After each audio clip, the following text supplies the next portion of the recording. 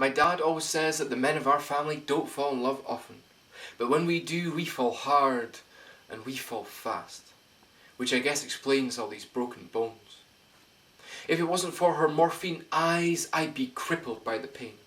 She's a ticking time bomb that hits me with a train track smile and picks me up from gravel, licks my wounds and turns the bile in my stomach from poison to butterflies.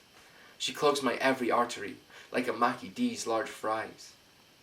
She's my junk habit. I just can't get enough. The first hit lasted all night until I woke up rough. Pounding head and sense of shame, was it even worth it? She just sat there looking tempting like a massive unpopped zit. I guess even then I knew I was never gonna quit. Her touches are track marks scratched across my brain. Her smell is pure and sweet like a splash of fresh wet rain.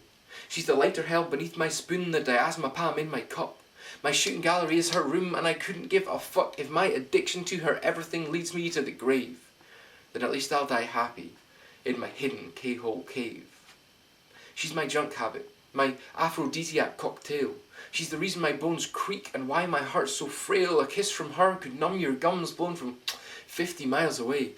She makes everything seem quite alright. She's pure MDM, fucking A. Her breath's like the hit from the end of a joint, it chokes me up inside. And I swear she's a human polygraph, because from her there's nothing I can hide. But see, I've come to realise, my habit's reached its peak. Others before her were gateway drugs, which in comparison seem weak, and yet in school they taught me about every narcotic, from here to the very sun. They failed to mention the strongest though, that being the one you call the one. My dad always says that the men of our family don't fall in love often, but when we do, we fall hard and we fall fast. What he didn't tell me was that coming off the junk was like taking a shotgun blast to the kneecap, and that the aftermath would drain my fractured soul faster than I used to suck her up from my crack pipe bowl. Her touches were track marks scratched across my skin. I see them every day.